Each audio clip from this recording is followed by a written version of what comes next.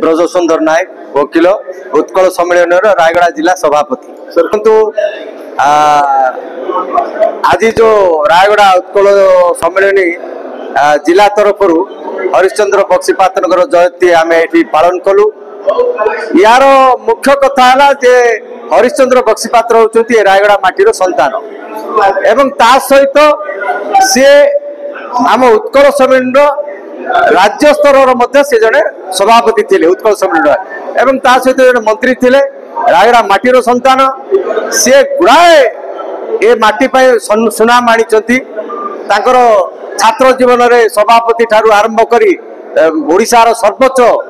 College जहाँ कहुए Ravenshaw college सभापति ठारू आरंभ करी ओडिशार गोटे विशिष्ट मंत्री ठारू आरंभ करी सी विभिन्न उच्च पद पदवी से अवस्थापित होते एवं तापरे ओडिशा पाई से गुड़ाए काम आम करी चली जाइछन्ति। विशेषकर रायगड़ा शहर पाई कहबी जे आज जो